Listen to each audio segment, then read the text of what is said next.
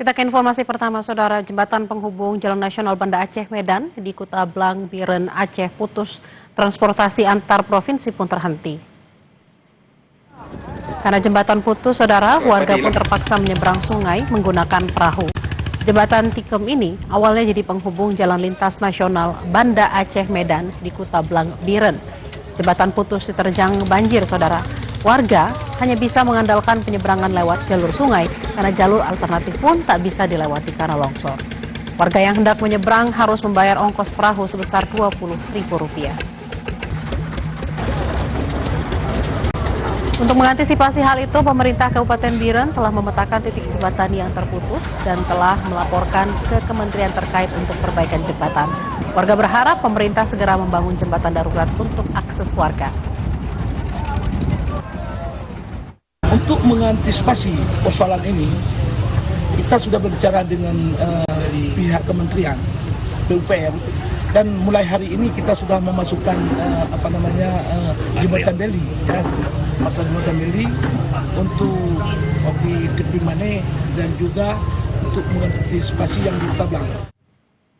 Lalu bagaimana kondisi terkini di Aceh Utara saat ini, Saudara? Kita akan tanyakan langsung ke jurnalis Kompas TV, Zikri Maulana. Selamat siang, Zikri. Seperti apa kondisi di Aceh Utara siang hari ini?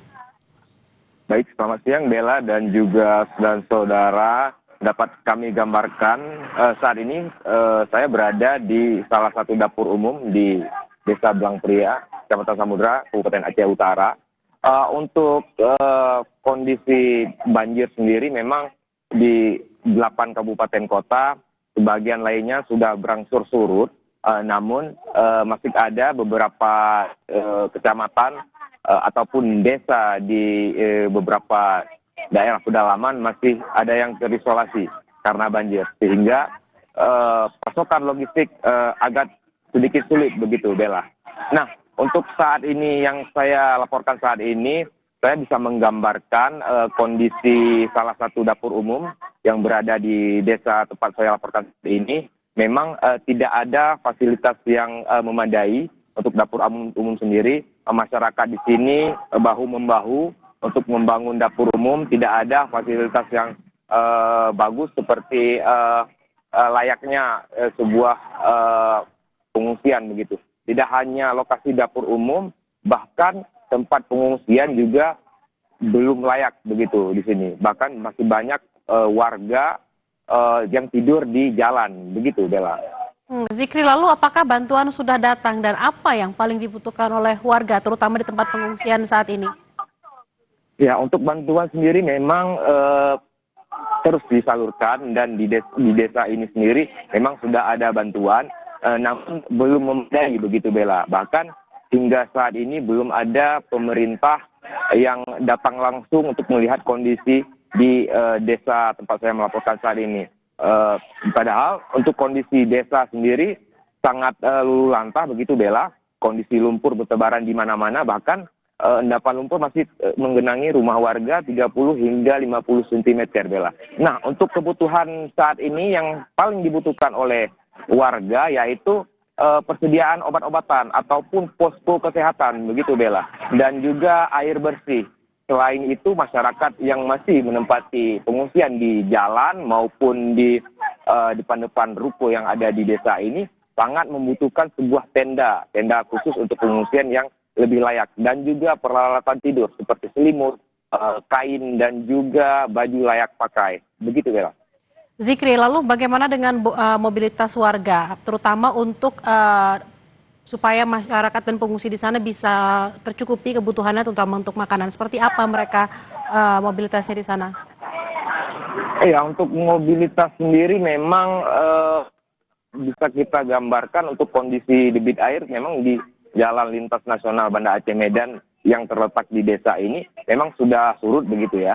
Untuk aktivitas memang untuk masyarakat sendiri hingga saat ini belum beraktivitas apapun. Bahkan mereka pun masih memikirkan rumahnya masing-masing, dan dikarenakan kondisi ini sulitnya dikarenakan masih ada endapan lumpur yang begitu tebal begitu Bella. Dan masyarakat juga sangat berharap ada mungkin dari pemerintah kabupaten ataupun provinsi yang mengunjungi mereka atau setidaknya melihat kondisi mereka dan apa-apa kebutuhan yang diinginkan oleh masyarakat. Terutama selain logistik dan juga lainnya, masyarakat juga sangat menginginkan adanya sebuah alat ataupun mesin yang bisa menyedot lumpur agar proses pembersihan rumah itu segera selesai dilakukan. Begitu, Bella. Zikri, lalu bagaimana dengan kondisi kesehatan para pengungsi di sana?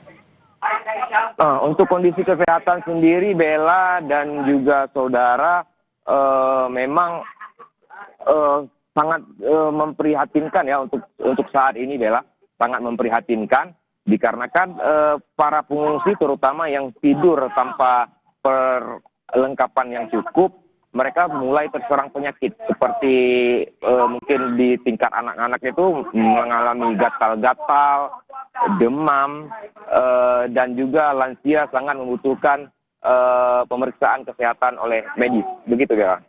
Baik, warga di PD Jaya, salah satu pengungsian, membutuhkan peralatan kesehatan terutama karena sudah banyak yang mulai terganggu kesehatannya. Terima kasih atas laporan Anda, jurnalis Kompas TV Zikri Maulana. Selamat bertugas kembali dan harap berhati-hati.